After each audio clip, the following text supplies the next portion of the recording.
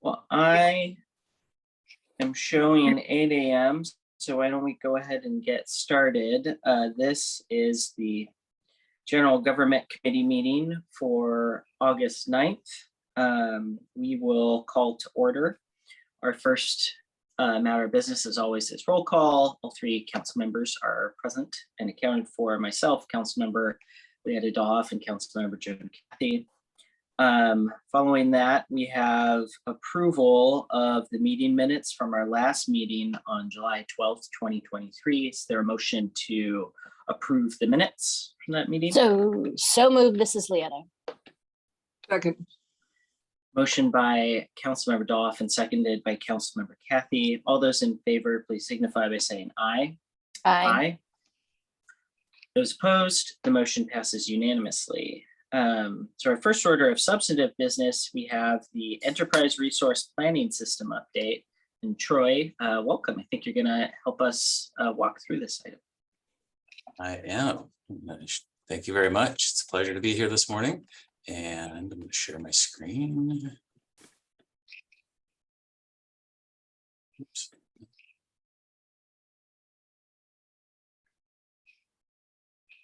Okay, hopefully that's showing up properly for you. So again, thank you, everybody. Today we're going to walk through the ERP. We're going to kind of go over where we've been, where we're at today, how things are going, and then next steps for the future. And so I'm going to start off with the project status currently. We launched the first module called Financials on April 3rd of this year. That was on time and under budget. What we're finding, I'd say the launch of the first module was very successful. It went really well. It was a lot of work, but we got there on time, and it went really well. As always, a few bugs to work out, but not anything too bad.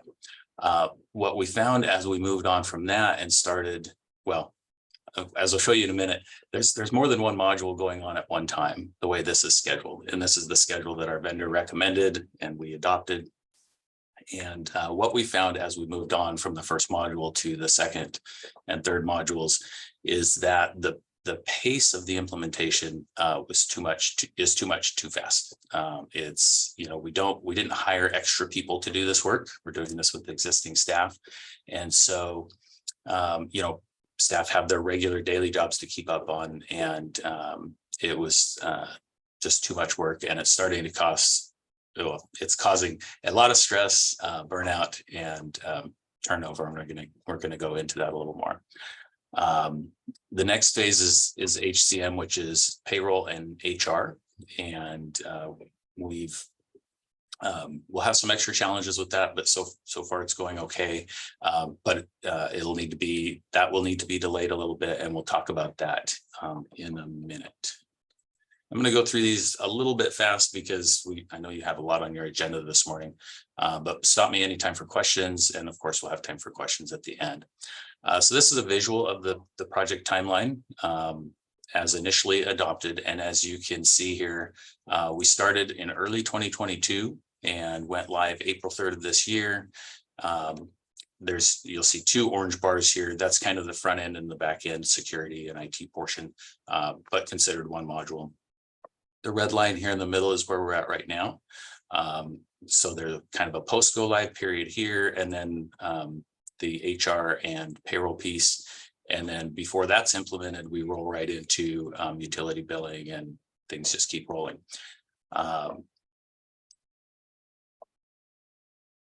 So we're going to go through some of the project staffing. This project really started back in probably 2017, 2018 when we started. We went on a journey to figure out what are we going to use, what are our needs, and things like that. Since then, we've had turnover in people that were assuming project manager duties, database administrator, went through a couple finance directors, ASD directors. The ASD director right now is currently vacant, as you know. James Trujillo left us in February, and that position is currently vacant and getting ready to be recruited for now. James was the executive lead on the project.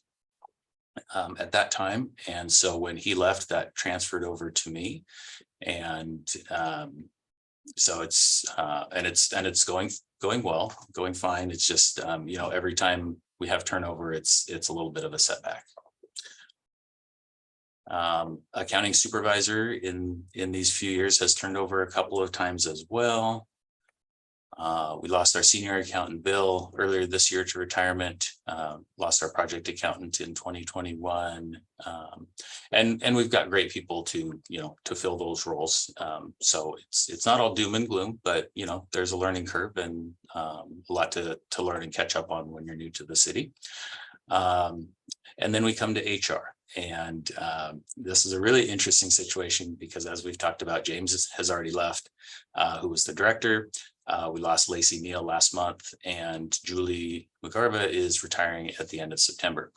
So it kind of makes it impossible to move forward with an October 2023 go live for HR and payroll when we don't have HR. And we can't split those apart because they're so intertwined, they have to be together. So that's going to necessitate a delay while we rehire for these positions. And here's a visual of the turnover.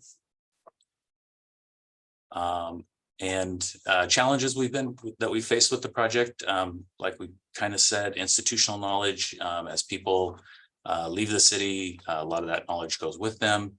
And then, that happens anytime, but then especially with a project like this, as we've started to build the system and implement the system, we have process decisions and configuration decisions that are made. And then when people leave, that background and knowledge goes with them. And so new people coming in have no idea why we do things the way we do or why these decisions were made. I want to point out, we've also had a number of issues on the vendor side. They are not immune to turnover either. They've had a lot of new staff. And in fact, one of the first learning sessions we had with the vendor, they had one experienced person and one person there that it was their first day on the job. And that's not ideal for us. We're understanding and everything, but there has been a couple times, to our vendors' credit, where we've had to have a meeting and say, okay, this person's not working. And we need someone different, and they've been responsive to that, which we appreciate. In some cases, they've kind of oversold and underdelivered on some things, and the bottom two bullets are examples of that. One is the imports, so importing all of our data from our old system to the new system. They made it sound like, oh, that's going to be easy, piece of cake. It practically does it by itself. And doesn't take much staff time. And that was completely wrong. It's very hard and takes a lot of staff time, and it's very time intensive. And then the timelines, the proposed timeline that we're on right now that they suggested, not realistic, at least not for a city like us, where we're not hiring a whole bunch of extra staff to do this implementation. So with the time that we talked about, so we'll show you some examples. So this blue flat line at the bottom is what our vendor told us to expect for staff time during implementation. The darker blue line with the mountains is the actual time it took our staff for this implementation. So taking much more time than we were told that it would. Project management hours. Again, the light blue line at the bottom is what we were told it would take. We actually initially were going to staff up and have 2 project managers, or at least an FTE and a half, to do this work. And that's the yellow line on the top. Middle line is the actual time it's taking for the project management work. So again, taking more time than we thought, than we were told that it would. Matt Ames, who is our project manager, is doing a good job. And these are some of the risks he's identified before and during the project, in following with project management best practices. And we've talked about some of these risks already: the employee turnover, the vendor's lack of experience with some of their staff, our own staff time when our staff are trying to keep up with their daily jobs and attend all these meetings and trainings and learn a new system. They don't really have time to reinforce maybe what they learned in a training yesterday because they're so busy today trying to catch up. A lot of times sometimes we have 2, 3, 4 sessions a week that last most of the day. And so that really puts us behind in our daily jobs as well. And there's times I'll use our assistant finance director, Shelley Carter, as an example where when we've got 3 different phases going at the same time and they schedule overlapping meetings and she needs to be in all of them, that's just impossible. We've tried our best to clone her and it hasn't worked. So we are proposing a change to the timeline. So we've again, these first 2 at the top, we've already completed. Red line middle of 2023 is where we're at now. Again, without an HR department, we're not going to be able to go live in October, which was our plan. So we estimate if we get some good new staff in here, we can go live March, April of 2024. We think that would be realistic. And then our proposal, instead of having overlapping phases every step of the way, let's do 1 phase at a time and go easier on our staff and try to lower their stress and burnout and take better care of them and try to retain them. And so that's Right. Yes. For the financials, the previous slide said that it was closed. This says on hold. Isn't that one also complete? Oh, that is complete. Yes. Okay. Yeah. S- There Can I may ask be. sort of a broad question about that once it's like, I sort of am visualizing closed or complete as like operational and done. Is that right? Like essentially that's being used and has been implemented and is being used today by financials and by folks who use the productivity suite.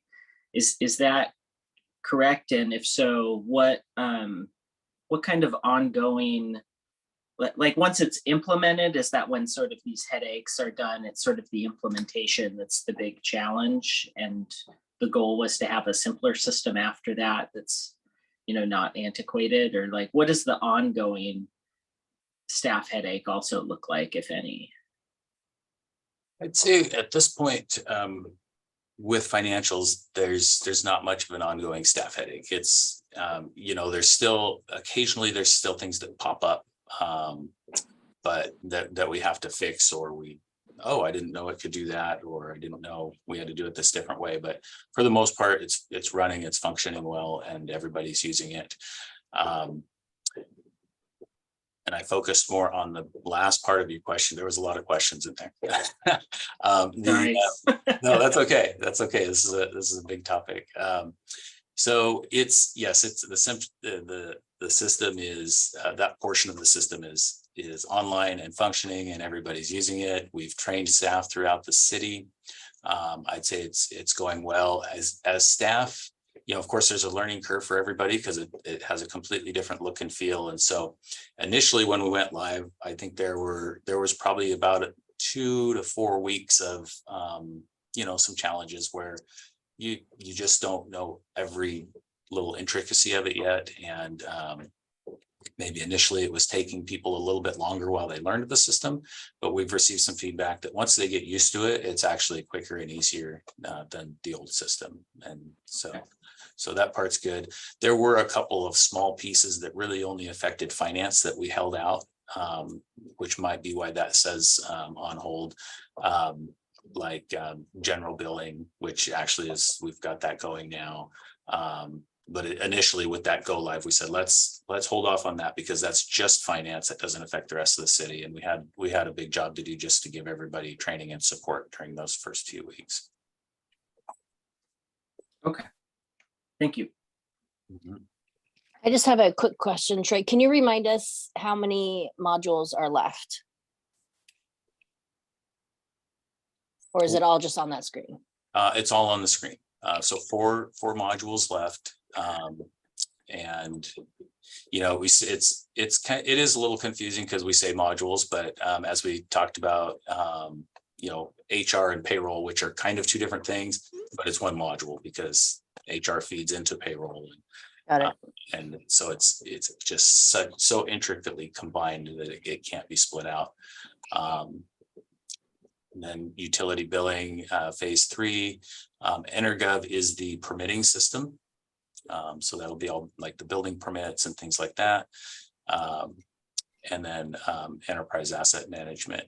Another thing I don't think, at least I personally didn't recognize in the very beginning, because this is the first time I've had to help implement a new system, is that, you know, I think of financials and think, okay, that's going to be really heavy for finance, which completely makes sense. But then when we get to other things, it'll be less heavy on finance. And that's absolutely not true, because finance is involved in everything. And all the money comes through finance, and all the money goes out of finance. And all of this at some point is financial related. Even the last one, enterprise asset management, that's heavy on finance and operations, because it's all of our fleet, all of the assets of the city, really. So everything heavy on finance. Okay, so we know everyone's always interested in costs. So the original project cost we identified was about $2 million. That included staff time as well, project management time, staff time from me and the members of the finance department and other departments of the city. The actual contract amount with our vendor, Tyler Technologies, was $891,000. Phase 1 did come in $20,000 under budget, which is great. We expected to achieve similar results for phase 2. And a big reason for that is we're not having them on site a lot. When we first started this, with COVID still being pretty bad, that wasn't much of an option. We have brought people on site a couple times, but it's much less than what was budgeted for travel and hotels and things like that. So we are saving some money there. If this proposal is approved to stretch out the timeline, it does add a little bit more hours from our vendor, but not a lot, only $7,800. We've already achieved more than that in savings. And what we also hope to do, and I think this is covered on the next slide, is that $20,000 that we saved in phase 1, we would like to slide that over to phase 2, just in case things happen and it doesn't go as swimmingly as we hope. So the next steps today, we're looking for your feedback, conceptual approval. Staff will go and review and negotiate a contract amendment with our vendor, and then we'll bring this back to the full council to update everybody and ask for approval of the amendment. And then I did include a bonus item, and again, this isn't action for today, but we'll also ask, the way things are structured right now, in order to take that savings from the first module and apply it to the second module, we need council approval. So I would like to ask that some of that there's a little bit of authority delegated to me to be able to make some of those decisions. If we need to adjust the timeline, or if we need to change, have a small change order, like we would, we have change orders in public works contracts all the time, but there's usually some discretion for the public works director to make some decisions. We don't have that built into this contract. So that's something I'll also come back and ask for. If you all think that's a good idea. If you give me feedback and say that's a terrible idea, Troy, don't do it, then I'll just take that off the list. And yes, and I already said today, provide feedback and input on our proposal. We can always go back and reassess if you think this is a bad idea, or if you have other ideas. So we are open to your feedback. And so with that, let me stop sharing so I can see everybody. And we can take Does anyone questions. have any questions for Troy as we open it up? I think his presentation was well laid out, very clear, and nothing is standing out for me of concern. Karen, hi. Good morning. I just wanted to chime in quickly. If you are in favor of granting some authority to the finance director for future amendments, I would recommend that the finance director be authorized to make any changes that do not increase the budget, as well as the requested ability to make changes up to the allotted amount, be it 20,000 or whatever you think is appropriate. But this way they could move within the budget, make changes to the timeline, move modules around and things like that without coming back to council. That sounds good to me.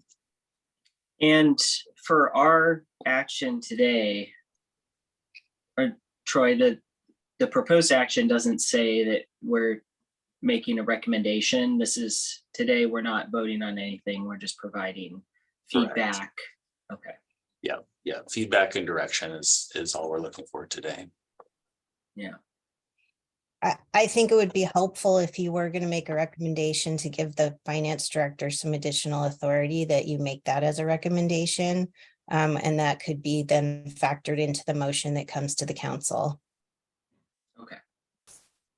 Yeah, I'm comfortable with that, Michael. Joan? Oh, I was just gonna say Troy needs to become the Public Works Director to get that. I think he mentioned that it's already there, so, but all we need is to crash this thing is to have somebody else take it over, right, Troy? Yeah, I was gonna make a joke that when we get a new HR director, I'm gonna throw it back in their lap, but I'm kidding. I wouldn't do that. That would be cruel and unusual punishment.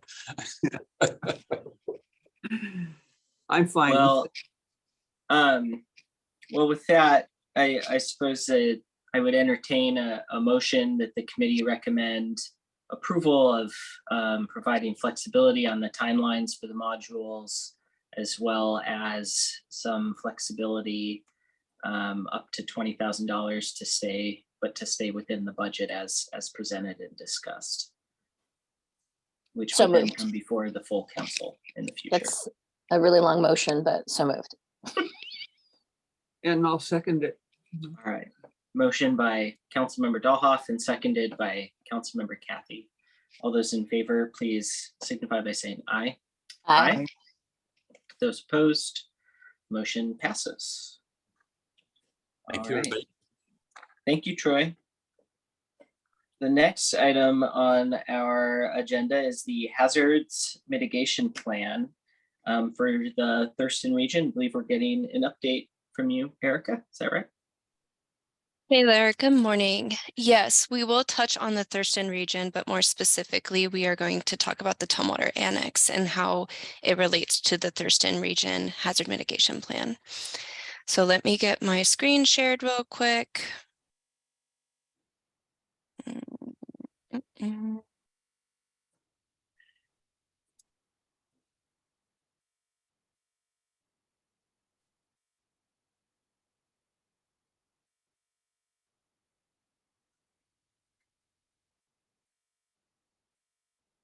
Let's see, is that showing the presentation? Beautiful, thank you.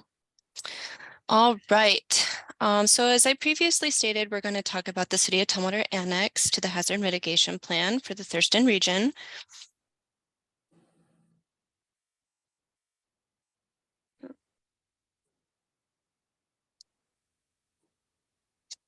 The issue is the region is susceptible to multiple natural hazard events, including earthquakes, landslides, storms, floods, wildland fires, and other hazards that are disruptive and costly to communities.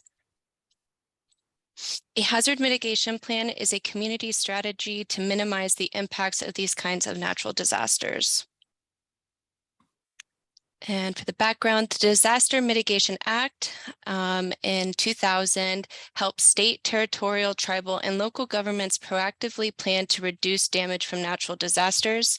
The city must have a federally approved plan to apply for or receive FEMA assistance grants. Our current plan was last updated in 2017, and staff is currently working with the Hazard Mitigation Work Group and Thurston Regional Planning Council to update our plan. The city has an annex in the plan that discusses specific actions the city will take to address hazards that are present to this area specifically. Hazard mitigation is any action that can reduce or eliminate long-term risks to life and property. The hazard mitigation plan contains the city's strategies for preparedness, response, and recovery. Staff has been working with the fire department, water resources, parks and recreation, transportation engineering, and communications to create these initiatives. Benefits of hazard mitigation. It saves lives and reduces property losses. It safeguards critical community lifelines. It helps people and communities recover more quickly, and it reduces short and long-term impacts to economy and the environment, and it reduces the cost of disaster recovery and reconstruction. Natural disasters can occur in any community. Hazard mitigation ensures that when it strikes, it causes less harm. Plan update. So we've been working with over 20 local agencies in the Thurston County, and several work group meetings are being held. We meet monthly. We are currently in our public engagement. We do have a website where our open house has been posted. There is a survey where citizens, the community, can look at the regional plan as well as the Tumwater specific plan. Our plan adoption is projected to start to be December of 2023.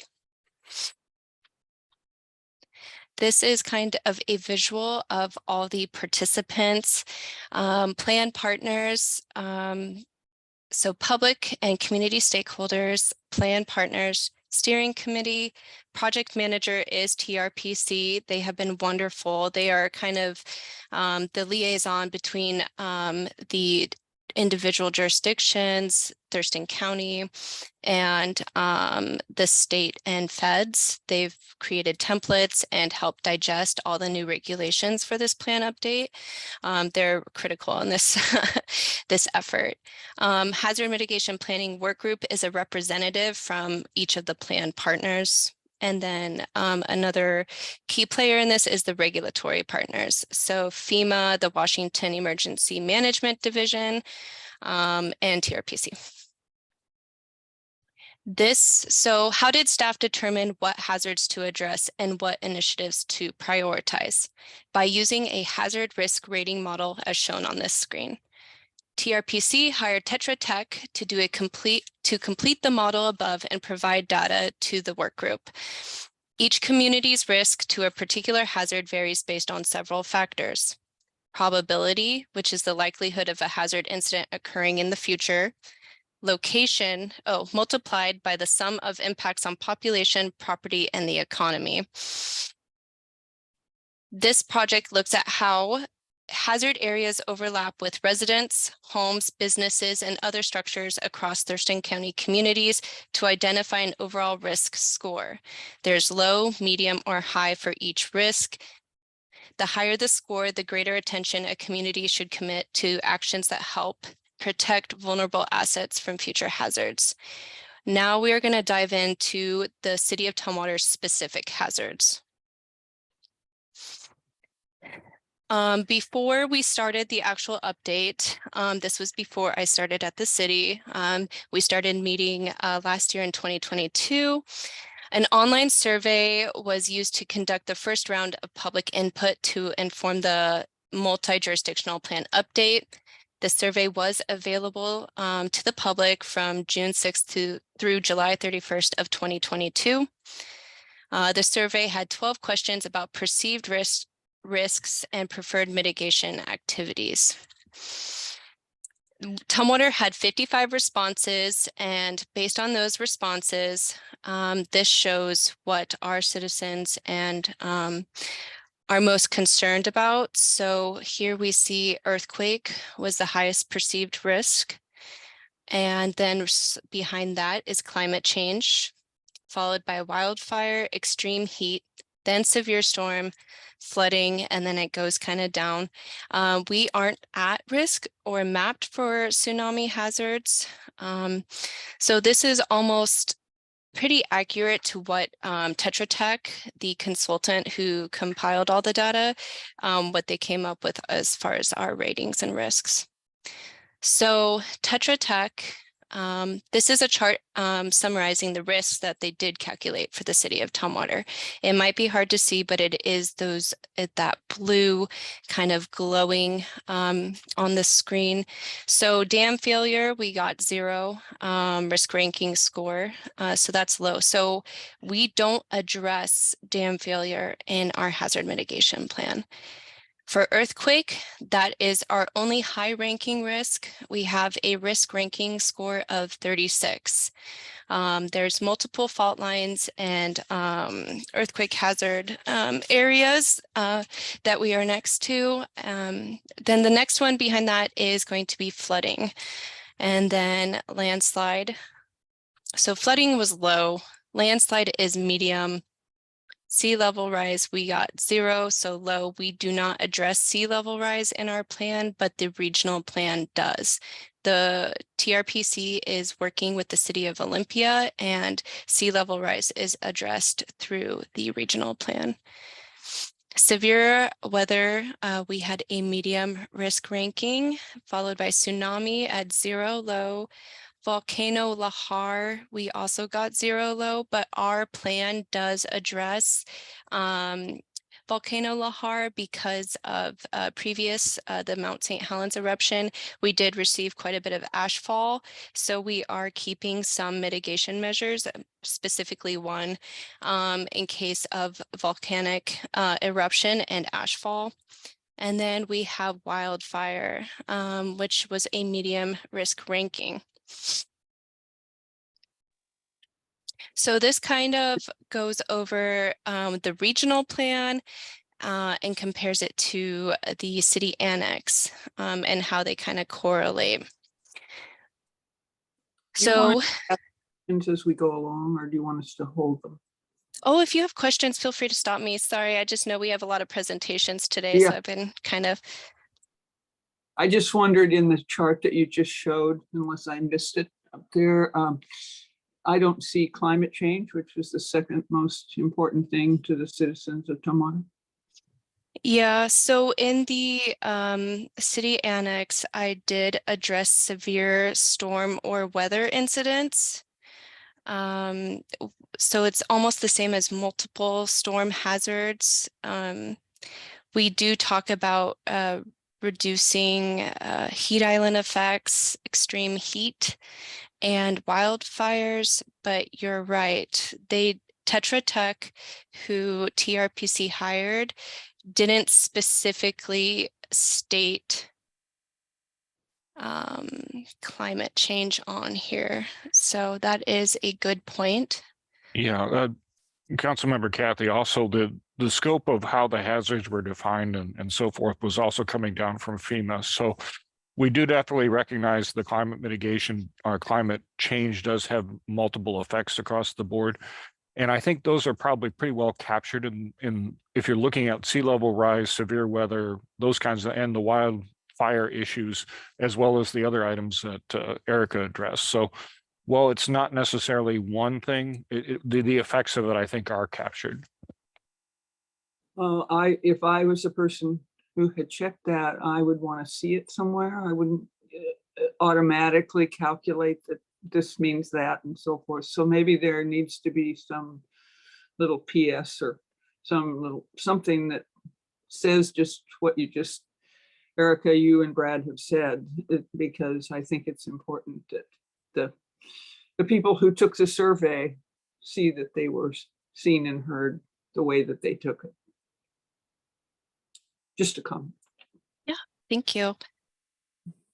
All right, so going back to the two plans and the correlation between each other.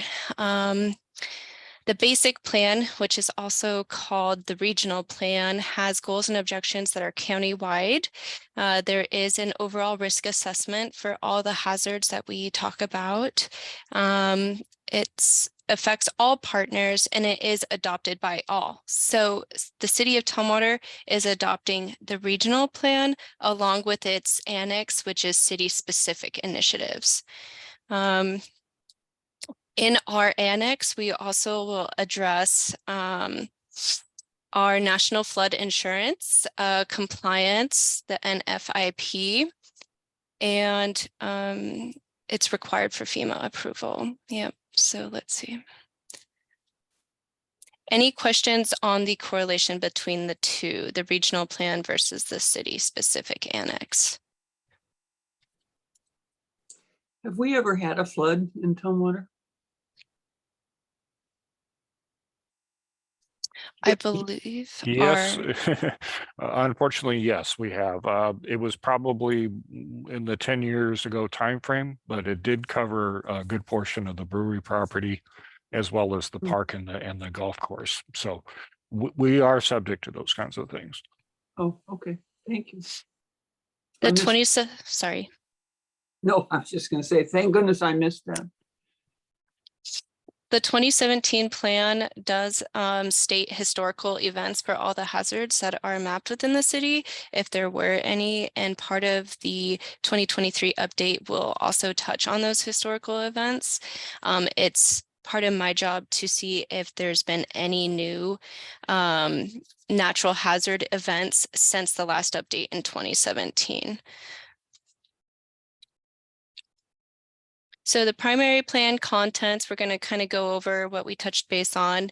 I just stated that we are looking at historical events. That goes into part of the mitigation strategies, looking at what had happened in the past. But we have a community profile and capability assessment. A community profile is a breakdown of demographics, housing, employment, income, and development activity within the city. The capability assessment is a jurisdiction's unique set of capabilities and tools that could support hazard mitigation and increase resilience. So that would be like our facilities plan, our capital facilities plans, our comprehensive plan update, our building and land use codes. So those things, the capability assessment kind of supports our mitigation actions and states how we are going to mitigate and actually follow through with what we say we are as far as the city and its mitigation measures. Risk assessments identify hazards a community has suffered in the past or is likely to experience in the future. The risk assessment evaluates where and how a hazard might impact vulnerable assets. Communities can identify actions to make their community stronger, safer, and more disaster resilient. And this is primary plan contents continued. After all that, we dive into the mitigation initiatives and actions. Mitigation initiatives are proposed actions the city has identified to reduce destructive impacts of hazards on our community. The draft 2023 plan has 22 initiatives, and it's a combination of initiatives carried over from the 2017 plan and new proposed initiatives. The final regional plan will include both regional actions that address broad multi-jurisdictional needs, which was in the base plan, the Thurston Regional Plan. There was a total of 12 initiatives in that, and actions specific to the needs and risks of the city of Tumwater, which has 22. So altogether, we are going to have 34 mitigation initiatives.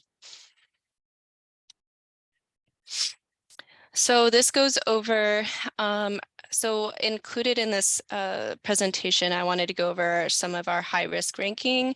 I'm not going to go over all 22 initiatives. It should have been included in the packet. The initiatives are out for a open house survey. It's along with the regional open house survey on the regional initiatives as well. But earthquake was our high risk ranking hazard. We have 4 actions proposed to address earthquakes. one is conduct a voluntary non-structural earthquake readiness inspection for all critical facilities on an annual basis. This is carried over from the 2017 plan. So that's, I know the fire department goes around and inspects annually, the fire department, the fire stations, for non-structural inspections. We are working with the Parks Department and facilities to get an update on whether or not City Hall facilities have had any inspections. And if not, we are going to make a plan for going forward. Have a professional engineer or otherwise qualified person assess infrastructure for earthquake vulnerability. This is another one carried over from 2017. Inspections and assessments of key infrastructure such as bridges, water towers, pump stations, sewer lift stations, and water sewer main lines should be completed in regards to ability to withstand earthquakes. I know this is kind of been part of the CFP update. And then the next one, include retrofitting replacement of critical system elements in the capital improvement plan. This is new 2023 proposed. Repair, replacement, and improvements to existing critical systems and infrastructure with seismic retrofits are included as part of the City of Tumwater's 2020 water system plan. A seismic backbone map was created to identify critical structures and distribution systems that would be used to serve the public after a seismic event. And then we also have install auxiliary generator to power the city main well and water supply. So that's new this year as well. Next, we have wildfire medium risk ranking. We have five actions proposed to address wildfire. Establish fire breaks and routine maintenance on Tumwater Hill adjacent to the city property, the newly created city park, and Tumwater Hill Elementary School. This is actually modified but carried over from the 2017 hazard mitigation plan because of the slopes and the vegetation on Tumwater Hill. It is susceptible to wildfires. Adopt the Washington Wildland Urban Interface Code to reduce loss of life and property due to wildfires. The WWUIC, Western Washington Urban Interface Code, establishes minimum state requirements for land use and built environments and designated wildland urban interface areas. Staff referred to it as the WUI update for short.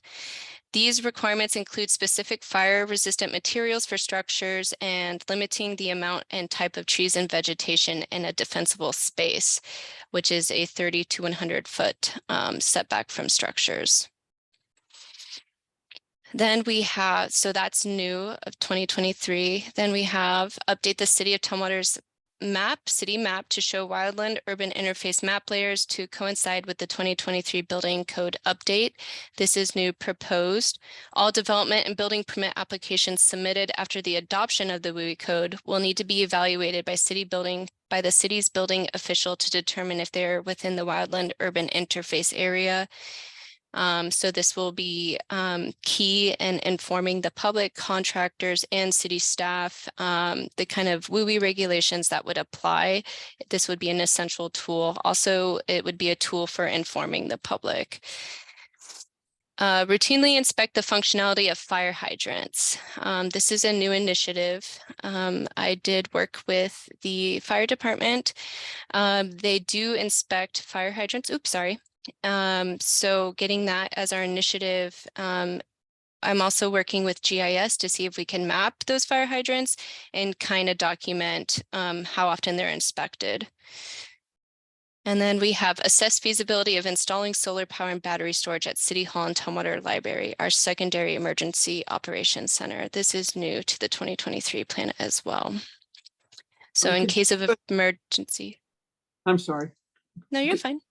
Could you give us a quick little update on this proposed wildfire thing that we weren't all jumping up and down about when it was the building code deal? The WUI, I guess. Mm-hmm. Yeah, so we're still working with the various state agencies and local jurisdictions to figure out how they're going to be addressing this. We haven't received any indication that there will be a change in the requirements coming down from the building code council. So we're kind of unfortunately thinking that's going to be the way it's going to be. We are working internally on preparing mapping, updated mapping, more detailed mapping for the city. Hopefully that will help us identify those areas that may or may not be part of the code. That's the first threshold. But I'm not confident we'll be able to change the requirements for the defensible space that are in the code. Who's the next level up from that, where that decision was made, or where are people talking about this that would impact cities so much? Well, the state legislature, actually, they're the ones who instructed the state building code to pursue this in 2019. And that the state building code essentially wrote the WACs based on that. So that's probably the next level. So you have any, excuse me, idea about how far out this could be, or if it does get changed? Well, that- what we're still operating under is that it'll become effective October 29. We are still kind of waiting for a larger issue with the energy code to be resolved. That may push it back a little bit because all this is tied together. But that's what we have right now.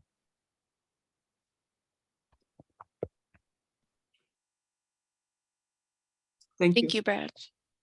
Okay, and then we will go over some of the severe storm weathered risks initiatives. It was another medium risk ranking. We have 4 actions proposed. Carrying over from the 2017 plan, we do have an initiative to have all the trees within falling distance of the 4 city-owned critical facilities to have the trees inspected. We did have staff go around in 2020 and do an informal kind of assessment looking at the trees and the tree health at all city facilities. There were some that were flagged to be of concern. I know Water Resources received a grant and is working on hiring someone to come and do an evaluation. So that was included in our mitigation measures.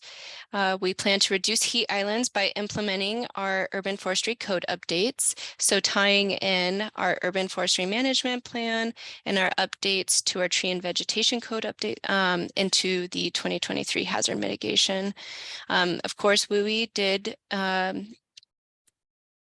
it is going to affect this, but still we are trying to find balance and we are still trying our best to mitigate heat islands with our vegetation and forestry management update. We also are modifying land use and environmental regulations to support vegetation management and activities that improve reliability and utility corridors. Updating our land use and environmental regulations to support vegetation management reduces the risk of having critical infrastructure damage utilities during a storm. So I don't know about you guys, but where I live, we constantly have branches falling on the power lines and I'm losing power all winter. So updates to our code are kind of addressing utilities and where they are placed. So I included that because that is affected by severe weather or storm events. And next, we are assessing the feasibility of installing solar power and battery storage at the library. Oop. Yep. The Tumwater City Hall and Library are critical facilities. In the event of a storm, solar power will keep the Tumwater City Hall, police station, fire department functioning in an operation during a severe storm event. Did we have any questions on some of the mitigation measures? That was kind of just very brief overview. The plan will go into more detail. That is just kind of a 1-sentence cap of everything that is in the top hazards for the city. What are our 4 other 2? It says 4 critical city facilities. What are the other 2 other than the library and the city hall? That includes the fire departments and I think the 2 other fire departments. if I'm not mistaken. I can follow up. I did come in kind of late to the update where the critical facilities were already established. I started working on this in about March of 2023, but the critical facilities were established earlier in 2022. But I would be more than happy. I can send those to you. I know it is included in the plan, just haven't gotten to that part yet. When you do, yeah, that'd be good to know where those are. And the other question I have when we talked about this before is some of the things that are being required here, and we're putting them in under 2023 proposed, that I'm sure has to do with that latest thing, that there's, I'm going to say it's an opinion statement, but there's very little consideration here for climate change in this kind of thing that they're requiring because of the trees and the vegetation and the way they're going after it. And so I think that for me, that's been some pushback as I've talked to some of the legislative people, and they agree, but I'm concerned about what that does to some of our other plans, what these requirements are, and I'm hoping that we kind of balance it out some way, somehow. These vegetation management and tree management and all of that kind of thing. So Yeah, just want to definitely. So we are currently in our online open house and survey period. It is going until August 25th. trpc.org/hazards, this is the website where you can view the regional plan initiatives as well as Tumwaters and actually provide feedback and take a survey on the initiatives. Let us know. I believe so far as of yesterday, we had 3 responses to the Tumwater specific plan.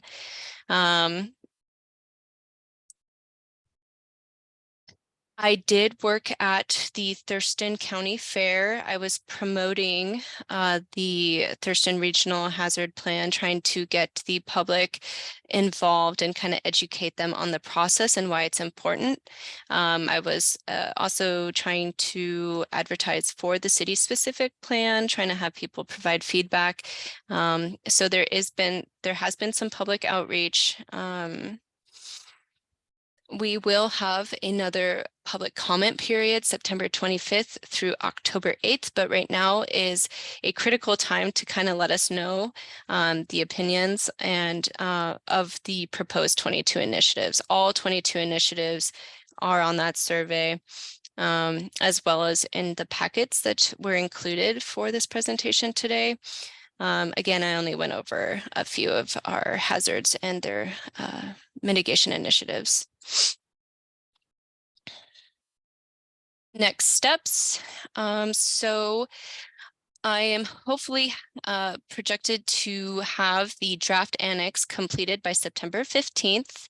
In September, specifically September 23rd, we do have the Emergency Preparedness Expo.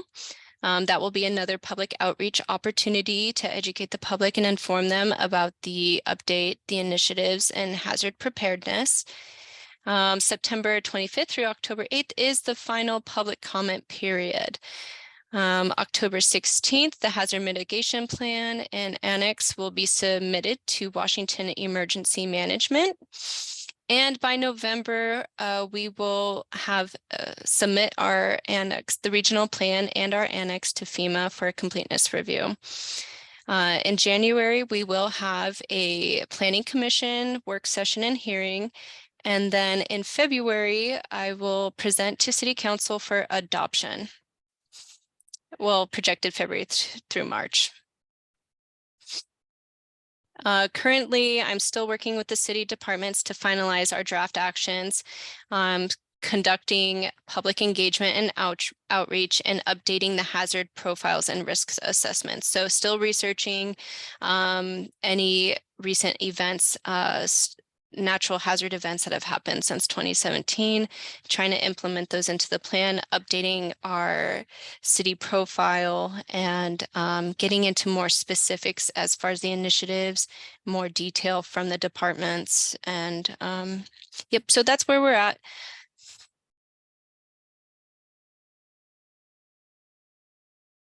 So if there's no questions, I'll stop sharing this screen. I do have one more presentation to go over housekeeping amendments. But before I move on, I just want to make sure there's no more questions.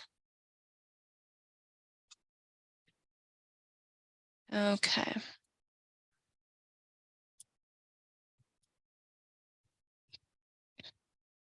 Whew.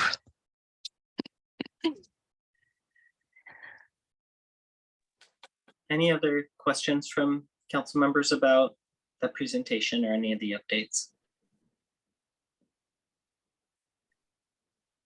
All right. No, thank you. Great. And we don't have any action for that. That was just an update. But now we're moving to the preliminary docket for the 2023 housekeeping amendments.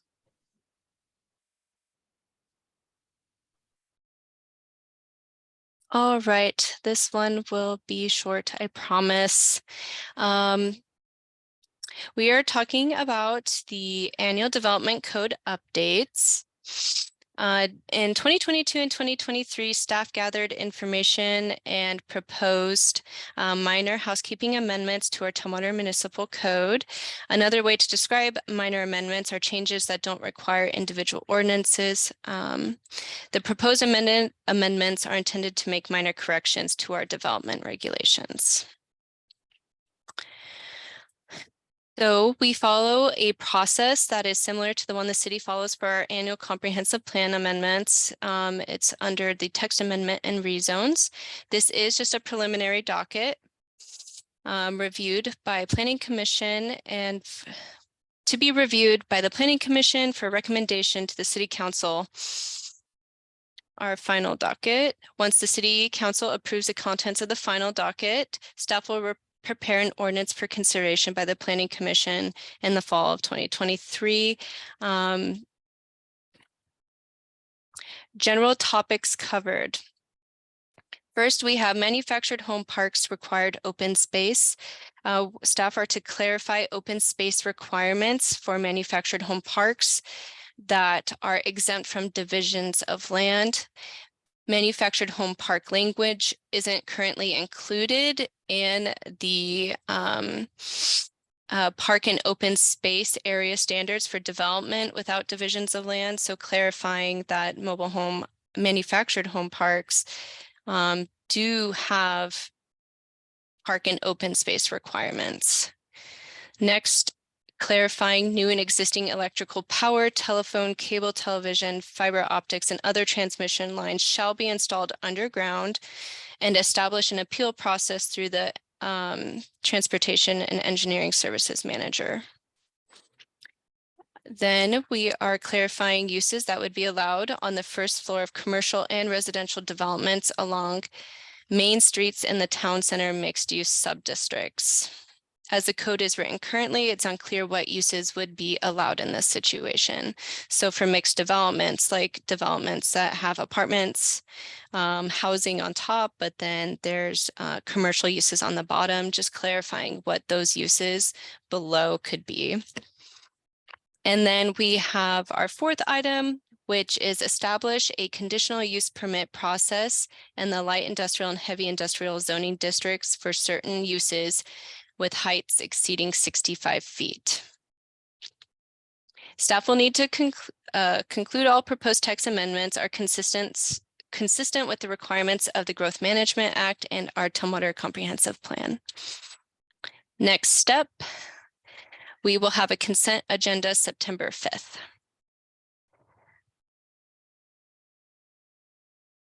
And then Planning Commission, we will have a briefing October 24th, a work session November 14th, and a hearing November 28th. Then we will meet again January 10th for a briefing, a city council work session, January 23rd, and city council consideration February of next year. Any questions or comments on the proposed housekeeping amendments? I have a question about the manufactured home parks thing. So in the briefing packet, I think it said that some of them that currently exist won't have to provide the 15%. Is that right? Because if that's not currently a requirement, what happens to the ones that don't meet that requirement now? We can't retroactively enforce that, correct? No, the requirement would only apply if there was a development of, meaning either a redevelopment that would exceed the threshold or a brand new development would occur. Okay. So it's existing, if they didn't change, wouldn't be affected by this. okay. So it's prospective. Correct. Thanks. Does anyone else have any questions? I have a question. Go ahead, Uh, Jim. Okay, thank you. Under D, building heights. So are our building heights now 65 feet? Is In that, the, in the general commercial zone, yes, they are 65 feet. So what this would be if there's a specific thing that needs to occur in an industrial use that would exceed 65 feet, they would need to demonstrate, why that would be possible and then get approval through a conditional use process. It would actually be very similar to the process that existed in the city before 2017. There was specifically a conditional use process to deal with specific uses having to have additional height. you mean all over the city, not just in commercial?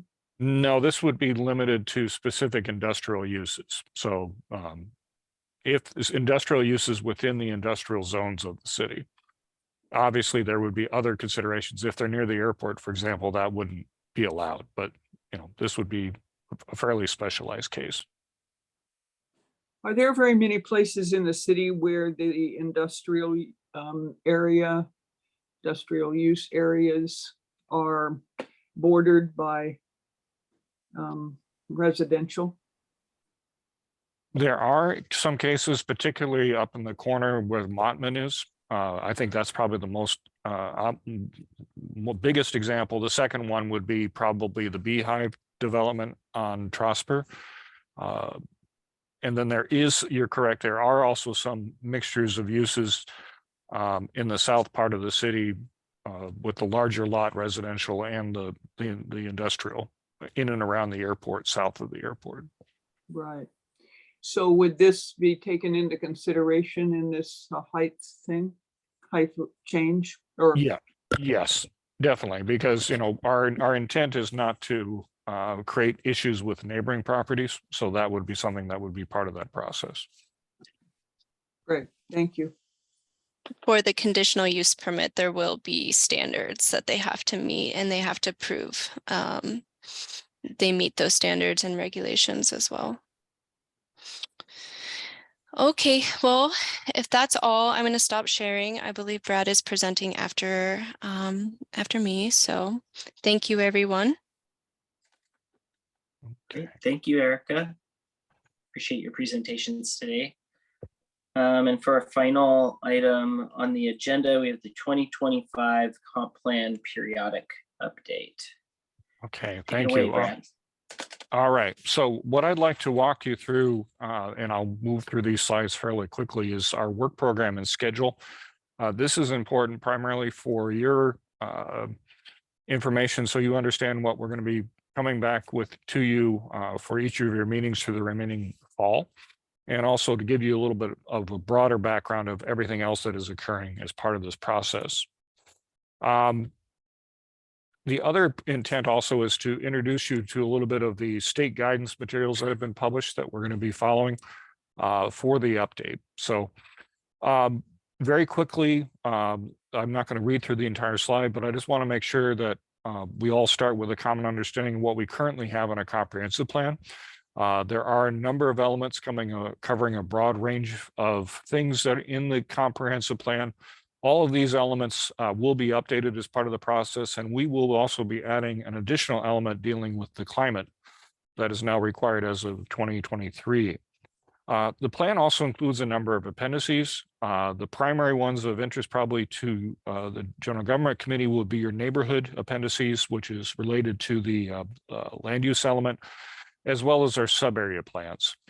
Also, as part of that, we have a series of maps that are part of that. The primary one that is of concern would be our future land use map, which it basically indicates where uses would be allowed and to what intensity. Each of these elements typically follow the same kind of structure. We don't anticipate that we're making dramatic changes to this, but just to give you an idea when you're looking at it, what to expect. In the introduction to each of the elements, there'll be a background. There'll be a discussion of how each of the elements meet the growth management goals. There are now 15 goals, and we'll be needing to address those. Also, how it addresses our countywide planning policies, of which there are 13, and the applicable sustainable Thurston policies. Those vary depending upon the element. We also want to include a table of plans and foundational elements that basically are all the elements are built from. For example, in the lands for public purposes element, we include the water plan, sewer plan, and so forth. In the second chapter is typically a technical discussion appropriate for each element. For example, in the conservation element, it deals with not only resource lands, ag, forestry, and mineral resource, but also critical area lands that are need to be addressed. So each of these has our own criteria in state law that we need to address, and this is where that discussion would occur. Typically, there's also a separate chapter that deals with our goals, policies, and actions. We will be updating and revising all of those items. I think the important part of that is, as part of the new structure that we're going to be proposing for the comprehensive plan, this particular section for goals, policies, and actions would become its own separate chapter or separate volume, essentially. So you wouldn't need to pull the entire element to get to those, because these, I think, are the most important things to take away from the comprehensive plan. We will also be making sure that those actions are developed more thoroughly and are really sort of outlining implementation, how we're going to do it, who's going to do it, and sort of a timeline. Very similar to what we have done for the economic development plan, the housing action plan, and also the climate mitigation plan. Brad, can I ask a question about that, about the Sure. conservation element or the environmental? Well, so the legislature passed the law that said we need like a climate element. And we had previously talked about working climate into all the other elements as opposed to having a standalone element. Are our hands now tied to where we have to have a standalone element dealing with environment? We don't have that option anymore. Yeah, so actually we're going to do two things. We are tied. We do need to produce a climate element, which will be building on the work that we've already done with TRPC and the other jurisdictions. But Mhm. also we will be obviously drawing in a lot of those things into the other elements, and the same intent that we had before, but now we're going to have to explicitly do that in one element as well. Okay, thanks. For your information, we do have a link on our website to all of the documents, all the maps, sub-area plans, and elements. If you're not able to find something in there, let me know, but everything should be part of that. We are also in the process of working with our communication staff right now, getting the comprehensive plan update website ready. In that website, that webpage that will be part of the city website, will be a list of all the documents that are supporting that update, the meeting minutes, and also the guidance materials. So we're hoping to have one place to go for all that information. I'll just briefly touch on the important components of these elements. Capital Facilities Plan, the new state legislation this year actually requires a lot more information about how the Capital Facilities Plan, which is basically all the projects that we fund to implement the comprehensive plan, will be working together. So I anticipate that not this particular update that we've been talking about for the 24-25, but the next update, which will be coinciding with the update itself, will be perhaps a little bit different from the way we've done it in the past. Skip quickly over these. I think the one I just want to name wise, lands for public purposes. I just want to make sure that everyone understands that is all of our public services. So for solid waste, sanitary sewer, water, fire, and all those kinds of things are addressed in that element. All of the private utilities, say gas, electricity, and cable TV and so forth, are addressed as part of our utilities element. So if you're looking for particular elements in that, that's where you should be looking. The State Department of Commerce has provided us with a lot of guidance materials. I think I made the mistake of counting up the page total. It's over 1,000 pages. So if you have extra time and like to join me in reading that, I'd really appreciate it because I'm kind of struggling. But there are 3 things that are probably the most important ones to cover today, and I'll just run through those. The first is a guide to the periodic update process. This is actually a really useful document, I think, for you and for members of the public to sort of understand the general process and steps that we need to follow under the state law to update the plans. This has been updated as of this year, and there will be a link to this on our website as well. We are also required to, we are strongly encouraged to prepare and submit a checklist to the state of what we've done. And they have prepared for us what is known as a periodic update checklist. And this is essentially everything that we need to address, both in the comprehensive plan and also our development regulations as part of the update process. The first part of that, which I included in your packet in blue, deals with the comprehensive plan. Everything in red deals with our development code. What this doesn't do, this was updated in March of this year, is address any of the new legislation that came through this year, which is pretty substantial. So what we're going to be doing as part of our process is incorporating all that into our own checklist, so we make sure that we're covering all the new legislation as well. There's also a critical areas checklist that Ecology has prepared for Commerce. And this is for use in updating our development code, critical areas, and a very similar process to the checklist that we discussed previously. I believe we are, because we've been making updates as changes have been occurring, our critical areas ordinances should be in pretty good shape. So I don't think we're going to have substantial changes as part of this process. There are a host of other useful state guidance materials. We will be introducing a lot of these as we bring the specific elements to you for discussion this fall.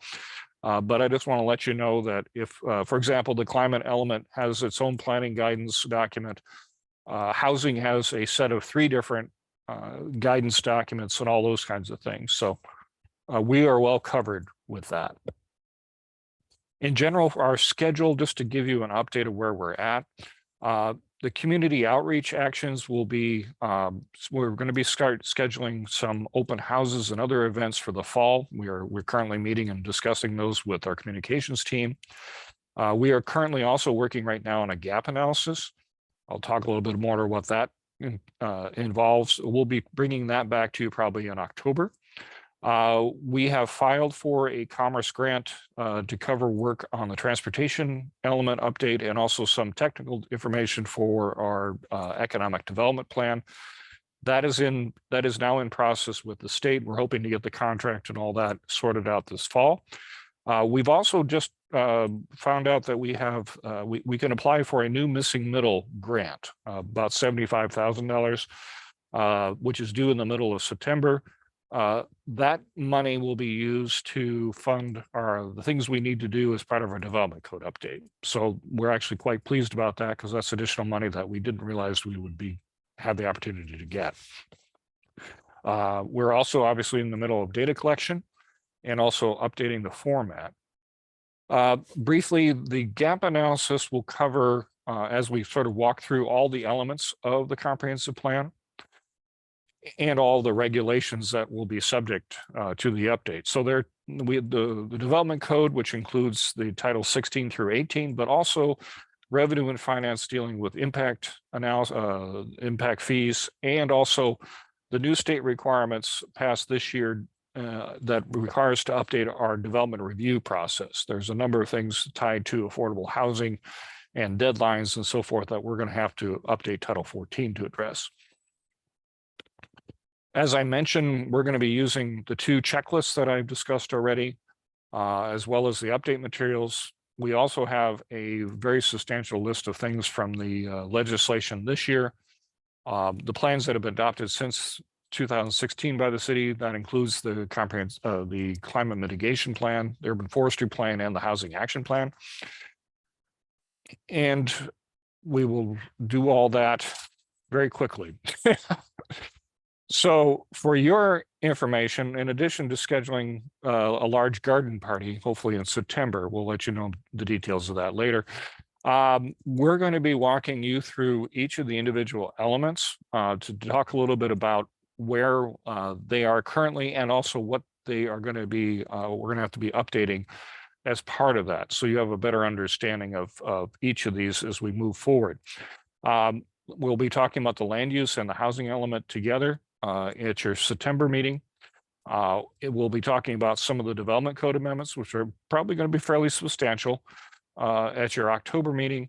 And then the climate element and the conservation element. I believe those dates will be different from the October 28th dates, but those will be dealt with at the same time as well.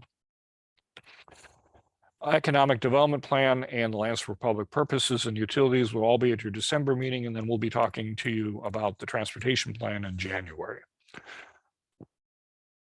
So each of these work sessions will talk about obviously what we need to address for both general and specific topics, but we'll also be talking a great deal about how we're going to be trying to incorporate diversity, equity, and inclusion. The Commerce has come out with some good guidance for us that are specifically related to the housing element about how the process that we should follow to address these things. I think that process, to be honest, is applicable throughout the comprehensive plan. So I think you'll see elements of that guidance spread throughout the plan. Brad, that schedule is for work sessions, not for GGC. It meetings, is that right? for GGC, but I think what I'd like to ask the question for the members of the GGC, at what point and how do you want us to present this information to the whole council? Yeah.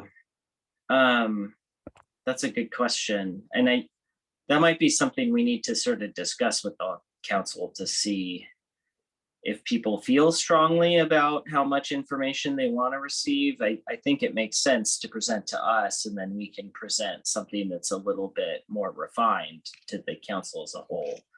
But we might need to think about that a little bit to see if there are members on the whole council who want to be, involved intricately, as intricately as we will be on this committee. Right. And we're definitely open to trying to figure out how to do that. So your guidance, we definitely look for that. Okay. That was one of the things I was thinking about. We have the equity toolbox, right? So the timing of that with maybe a work session with all of council of like defining that lane, what that looks like, right? And some direction, then it goes back to general government, right? And then have those touch points. Okay. All right. I'll look at schedule an agenda then for the work session as part of that.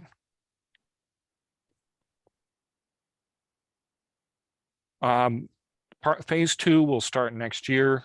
Phase 2 will be the actual reviewing the individual amendments to the elements, as well as the amendments for the development code. We'll be going over some general concepts about how that could look, offering some different paths for the GGC to consider.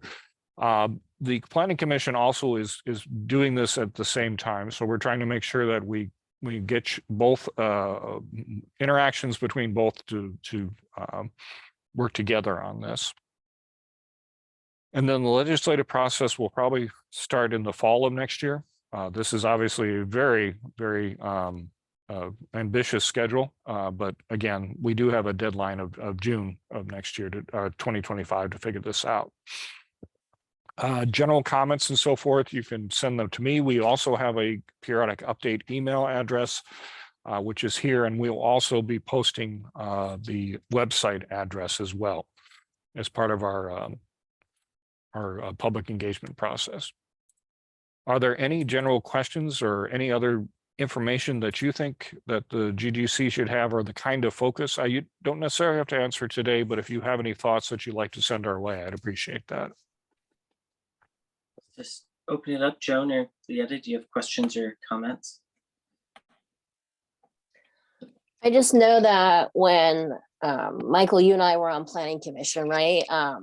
Those touch points with council and planning commission, right? So we see all the separate meetings and make sure that there's some connection, right? Because sometimes planning commissioners had one train of thought, it went to council, council sent it back, right? So minimizing those challenges, which would extend our timeline, right? So what does that look like for just doing some check-ins with both? And I know that I've heard from some planning commissioners, they would like a little more FaceTime with council, right? A little more direction. So you can fit that in as well. I think it would help us to be successful. Yeah. It's So joint, you're just, thinking joint meetings? I mean, we had like one joint meeting when we did the update in 2016, 2017, 2017? I think that's right. 16. 16? 16, because it was due in 17. Okay. Yeah, we had one joint meeting, but you're thinking that potentially Depending on the meetings sort of element, right? peppered What that looks throughout the like. process Mhm. would be Right. helpful.